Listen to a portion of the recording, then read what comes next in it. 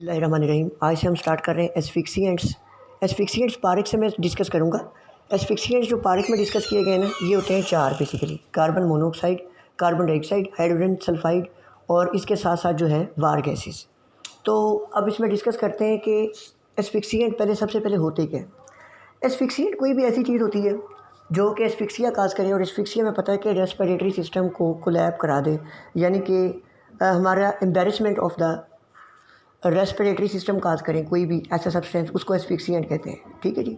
यानी कि जो नॉर्मल ब्रीदिंग का मैकेनिज्म है इसको स्टॉप कर दे किसी तरीके से। ये जो वेंटिलेशन हो रही थी, अंदर गैसियस एक्सचेंज हो रहा था, इस सारे प्रोसेस को कोई भी चीज़ जो इम्पेयर करे उसको हम कहेंगे एस्फिक्सिएंट। तो एस्फिक्सिएंट कितने? चार: कार्बन मोनोऑक्साइड, कार्बन डाइऑक्साइड, उसके अलावा हाइड्रोजन सल्फाइड और वार गैसेस। आज हम स्टार्ट करते हैं कार्बन मोनोऑक्साइड से। तो मैकेनिज़्म जनरल रूल जो है वो आपने ये याद रखना है कि कोई भी एस्फिक्सिएंट डिस्कस करेंगे, हम पहले उसकी केमिकल कंपोजिशन देखेंगे, सोर्स देखेंगे कि आता कैसे कहाँ से, फिर देखेंगे कि बॉडी में जाता है तो जाके एक्ट कैसे करता है, जैसे हम पॉइजन में डिस्कस करते थे। फिर हम देखेंगे कि इसकी कितनी डोज है, अगर इतनी हो तो ये डेथ हो जाती है, और कितनी देर में डेथ काज कराता है वो देखेंगे।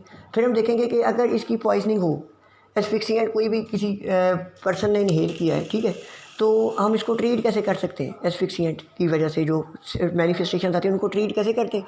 और लास्ट में हम ये देखेंगे कि अगर इसकी वजह से डेथ होती है तो पोस्टमार्टम फाइंडिंग कैसे होती है। और अगर हमें कभी उसका एग्जामिनेशन करना पड़े ब्लड का या यूरिन का, तो हम एस्फिक्सिएंट को डिटेक्ट कैसे करते हैं। ये सारी चीज़ें डिस्कस करेंगे। तो स्टार्ट करते हैं कार्बन मोनोऑक्साइड से। कार्बन मोनोऑक्साइड जो होती है कलरलेस आउटरलेस गैस होती है। इसका अगर स्ट्रक्चर देखें तो इसमें क्या होता है, एक कार्बन और एक ऑक्सीजन। इसका मतलब क्या है कि असल में एक जनरल रूल याद रखें, जब भी कभी एटमॉस्फेयर में खुली ऑक्सीजन मौजूद है ना, तो ऑक्सीजन कार्बन के साथ in the form of molecule attach होती है। हमेशा सिंगल मालिक्यूल O2 की फॉर्म में कार्बन के साथ जुड़ती है, और अल्टीमेटली जो प्रोडक्ट बनती है वो होती है कार्बन डाइऑक्साइड, बर्निंग की वजह से जो प्रोड्यूस होती है। ठीक है। अब कभी भी ऐसे हो कि एटमॉस्फेयर में ऑक्सीजन की हो गई है डेफिशिएंसी, तो प्रॉपर ऑक्सीजन मालिक्यूल जो है O2 की फॉर्म में कार्बन के साथ अवेलेबल नहीं होगा, तो अब क्या होगा कि सिंगल एटम कार्बन को सिर्फ एक मिलेगा। सिंगल एटम को हम हाफ मालिक्यूल ऑफ ऑक्सीजन भी कह देते हैं। तो नॉर्मली एक मालिक्यूल या दो ऑक्सीजन एटम कार्बन के साथ मिलकर कार्बन डाइऑक्साइड बनाते थे जब ऑक्सीजन एक्सेस थी। लेकिन जब ऑक्सीजन डेफिशिएंट हो जाती है, किसी जगह पर बहुत देर के लिए कोई चूल्हा जलता रह गया है, आग लगी जाएगी बिल्डिंग में, तो अब क्या होगा कि ऑक्सीजन कंज्यूम होती जाएगी। जब ऑक्सीजन का लेवल कम होगा तो अब दो एटम या एक मालिक्यूल की बजाय सिंगल एटम या half molecule of oxygen available होगा। जब ये कार्बन के साथ बाइंड करेगा तो अब क्या बनेगा, कार्बन मोनोऑक्साइड। ठीक है जी। ये हो गई इसकी केमिस्ट्री, स्ट्रक्चर हमने थोड़ा सा देख लिया। अब देखते हैं ये है कि ये बॉडी में इनहेलेशन से जाती है, और जाके ये करती क्या है बॉडी के अंदर, क्या मैकेनिज्म ऑफ एक्शन है। बेसिक मैकेनिज्म ऑफ एक्शन एक ही है, लेकिन कुछ साइंटिस्ट ने एक और मैकेनिज्म भी डिस्कवर किया। मैं दोनों डिस्कस कर लेता हूँ।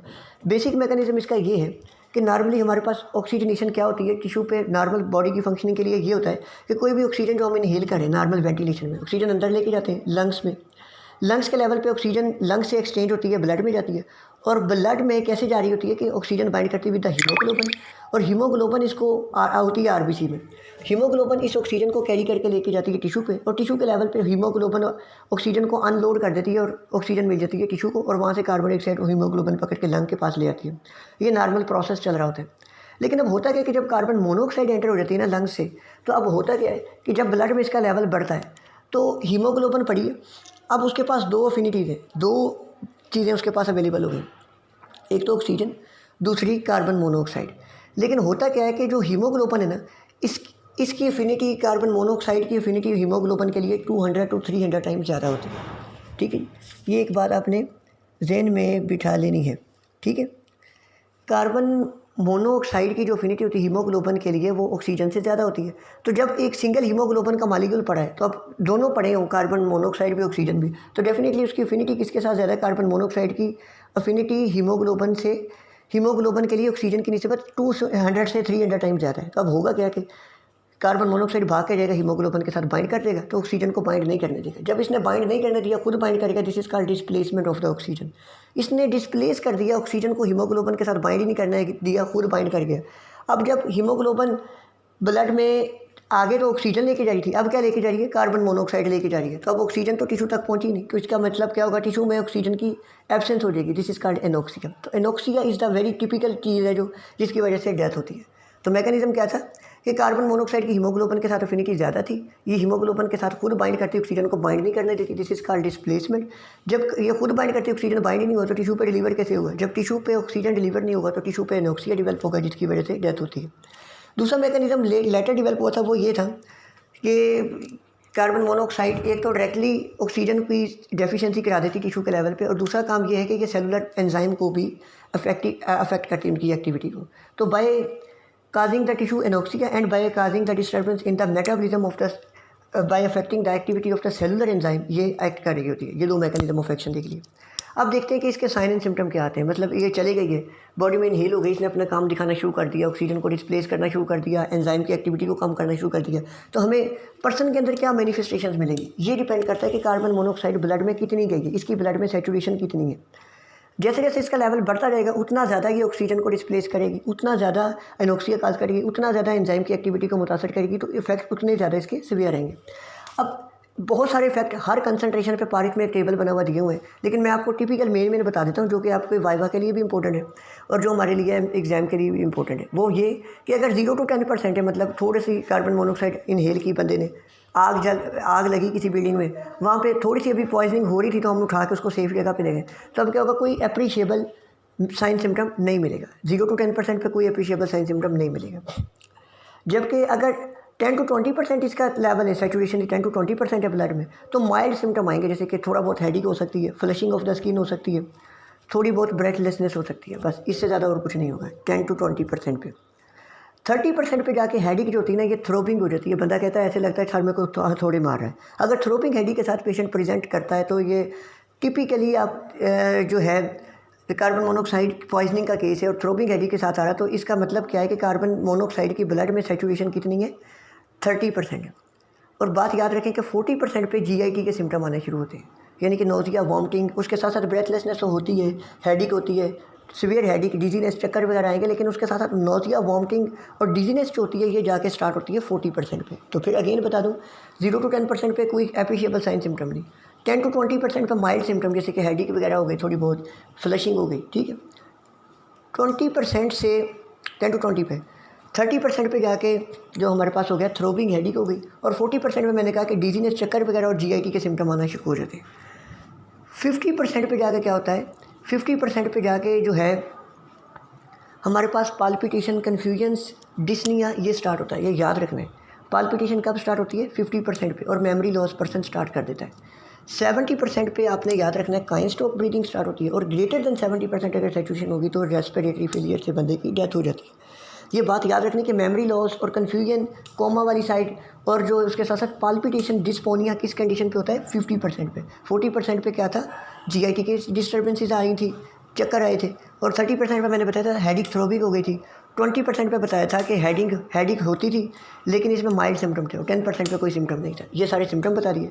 अब देखते हैं फाटल पीरियड क्या है। फाटल पीरियड और फाटल डोज डिपेंड करता है कि एयर में कितनी कार्बन मोनोऑक्साइड है। अगर तो 0.1% इसका लेवल है तो ये 2 से 3 घंटे, 2.5 से 3 घंटे लगेंगे पर्सन की डेथ होगी, 2.5-3 घंटे में बंदा एक्सपायर होगा।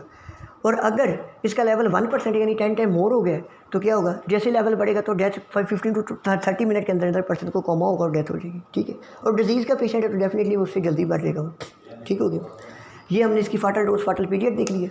अब देखते हैं कि अगर बंदा कार्बन मोनोऑक्साइड पॉइजनिंग का, किसी जगह पे बिल्डिंग में आग लगी हुई है, हम वहाँ पे गए, ठीक है, बंदा अनकॉन्शियस मिला, अब उसको उठा के हमने कैसे ट्रीट करना है? कार्बन मोनोऑक्साइड पॉइजनिंग का केस, ऐसा सिनेरियो आ सकता है, तो आप क्या करोगे? मैनेज कैसे करेंगे? सबसे पहले तो उसको हमने क्या करना है? अब इसमें 2 बातें 3 याद रख लें ट्रीटमेंट के लिए, याद रखना बहुत आसान होगा। नंबर 1 कि जब भी कार्बन मोनोऑक्साइड पॉइजनिंग होती है ना, पेरिफेरल सर्कुलेशन हो जाती है कम, जिसकी वजह से हाथ पैर ठंडे हो जाते हैं और फर्दर बॉडी का टेम्परेचर फॉल करने लगता है, ठीक है। नंबर 2, जब रेस्पिरेटरी सिस्टम की एक्टिविटी डिप्रेस होती है ना, तो उसके साथ साथ क्या होता है कि पर्सन को लंग इन्फेक्शन के चांसेस बढ़ जाते हैं। Number 2। Number 3, carbon monoxide poisoning जब हो रही होती है ना, तो एक इसमें ये होता है कि ऑक्सीजन टिशू में बिल्कुल ही नहीं मिल रही। एक तो टिशू को वैसे ही ऑक्सीजन नहीं मिल रही, और अगर पर्सन काम करना शुरू कर दे, कोई थोड़ी बहुत रेस्ट नहीं कर रहा, तो फर्दर सिचुएशन और बिगड़ जाएगी। क्यों? क्योंकि टिश्यू को तो पहले ऑक्सीजन मिल रही, जब वो काम करना शुरू करेगा तो टिश्यू की डिमांड और ज़्यादा बढ़ जाएगी, तो ऑक्सीजन तो और ज़्यादा चाहिए, लेकिन टिश्यू पे ऑलरेडी इनऑक्सी है, तो सिचुएशन एग्रावेट होती है। ये 3 बातें अगर दिन में है तो हम ट्रीटमेंट आसानी से बता सकते हैं। सिंपल सी बात, पहले तो उसको उठा के किसी खुले एटमॉस्फेयर में लेके जाना है, जहाँ पे खुली आबो हवा हो, उसका सांस बहाल हो, नंबर 1। नंबर 2 मैंने बताया कि टेम्परेचर मेंटेन करना है, क्योंकि टेम्परेचर लो हुआ होता है तो हमने वार्मथ उसकी मेंटेन करनी है, नंबर 2। ठीक हो गया।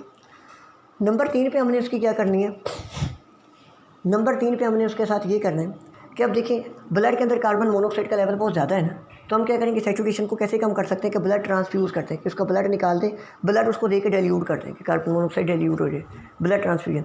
उसके अलावा टिश्यू पे ऑक्सीजन मिल रही तो हम पॉजिटिव ऑक्सीजन थेरेपी कर सकते हैं, ऑक्सीजन दे सकते हैं। उसके अलावा प्रोफाइलेक्टिक ये है कि हमें हो सकता है कि इसको बाद में कोई लंग इन्फेक्शन ना हो, प्रोफाइलेक्टिक एंटीबायोटिक्स इसके साथ साथ हम दे सकते हैं, एंटीबायोटिक। और वेरी इंपॉर्टेंट ये है कि अगर हमने ठीक भी कर लिया उस पर्सन को, तो उसको साथ साथ ये कहना है कि एब्सोल्यूट रेस्ट करें, वो मैंने पहले बता दिया। अगर वो रेस्ट नहीं करता तो सिचुएशन एग्रेवेट हो सकती है। क्यों? ऑक्सीजन तो पहले टिश्यू पे नहीं आ रहा, अल्लाह अल्लाह करके को थोड़ा बहुत हमने ट्रीटमेंट से ऑक्सीजन सप्लाई टिश्यू तक ठीक की है, तो बंदा अगर एक्सरसाइज करेगा या कोई हैवी एक्टिविटी करेगा तो दोबारा सिचुएशन एग्रेवेट हो जाएगी, तो उसको कहना है बिल्कुल रेस्ट करें। ठीक हो गया। अब इसके बाद हम ट्रीटमेंट के बाद आते हैं, बंदे की डेथ हो गई है, तो अब हमें क्या क्या पोस्टमार्टम फाइंडिंग मिल सकती हैं, एक्सटर्नल भी मिलती हैं, इंटरनल भी मिलती हैं। अब टिपिकल फीचर जो है ना कि अगर इसका लेवल सैचुरेशन ब्लड में ग्रेटर देन 30% हो तो ब्राइट चेरी रेड कलर की स्किन होती है, ये याद रख लेनी है बात। लेस देन 20% ये कभी भी नहीं होगी, ग्रेटर देन 30% पे ये चीज़ हमें मिलती है। नंबर 2, ब्लिस्टर्स बन जाते हैं स्किन पे, और ये बनते किस वजह से, हाइपोक्सिया की वजह से। मेनली किस जगह पे बनते हैं, एक्जिला में, थाई पे बन सकते हैं ब्लिस्टर्स, लीजन्स बन सकते हैं। उसके अलावा जो हमारे पास ब्राइट चेरी रेड स्किन होती है। अब इंटरनल फाइंडिंग अगर हम देखें तो इंटरनल फाइंडिंग में हमें क्या मिलेगा, इंटरनल फाइंडिंग में हमें मिलेगा ब्राइट चेरी रेड कलर होगा सारे विसरा इंटरनल फाइंडिंग में। ठीक है, नंबर 1। नंबर 2 क्या होगा कि विसरा में क्या होगा कि जो सीरम है ना कि बॉडी कैविटी में घुसा पड़ा मिलेगा, यानी एडिमा मिलेगा। क्यों? सीरम जो मिलेगा बॉडी कैविटीज़ में, एडिमेटस लंग, एडिमेटस जो है वो ब्रेन होगा। इसके अलावा क्या होगा कि नेक्रोसिस स्टार्ट हो जाएगी, जब टिश्यू पे ऑक्सीजन नहीं मिलेगी तो डेफिनेटली टिश्यू इस्कीमिया और अल्टीमेटली नेक्रोसिस की तरफ जाएगा, मायोकार्डियल डीजनरेशन मिलेगी। ये सारी इसकी टिपिकल फाइंडिंग जो मिल गई, कौन कौन सी, कि ब्राइट चेरी रेड कलर विसरा का, एडिमेटस लंग, एडिमेटस ब्रेन, उसके अलावा नेक्रोसिस, उसके अलावा क्या मिल सकता है, सीरियस एफ्यूजन मिल सकती है, और उसके अलावा क्या मिल सकता है, मायोकार्डियल डीजनरेशन। अब इसके बाद हम आ जाते हैं इसकी मेडिको लीगल इंपॉर्टेंस और टेस्ट डिटेक्शन, कि बंदा हमें मिल रहा है पॉइजनिंग का, तो ब्लड सैंपल लेके हमें कैसे पता चलेगा कार्बन मोनोऑक्साइड पॉइजनिंग है। तो 2 तरीके से हम करते हैं। एक तो ये करते हैं कि ब्लड सैंपल लेते हैं, जितना ब्लड लिया, लेट्स सपोज मैंने 500 ml ब्लड लिया, तो उससे 4 गुना वेट जो है वॉल्यूम हम क्या डाल देते हैं उसमें, वाटर डाल के उसको डाइल्यूट करते हैं। जब उसको डाइल्यूट कर लिया फिर उसमें डालते हैं 3% टैनिक एसिड। जब टैनिक एसिड डालेंगे ना तो पिंकिश वाइट कलर के प्रेसिपिटेट बन जाएंगे अगर कार्बन मोनोऑक्साइड पॉइजनिंग है। एक तो ये तरीक़ाकार है। दूसरा ये है कि हम ब्लड लेंगे, कोई भी गिवन वॉल्यूम उसका ले लिया, लेट्स सपोज 100 ml या 500 ml लिया, उससे 10 गुना ज़्यादा वाटर डालेंगे, उसको डाइल्यूट करेंगे, और प्लस 10% कास्टिक सोडा डालेंगे। कास्टिक सोडा डालने से क्या होगा, में हीमोग्लोबिन बनती है, नॉर्मल ब्लड में कलर ग्रीन हो जाता है, लेकिन अगर कार्बन मोनोऑक्साइड पॉइजनिंग है तो वो कलर ब्राइट रेड ही रहेगा।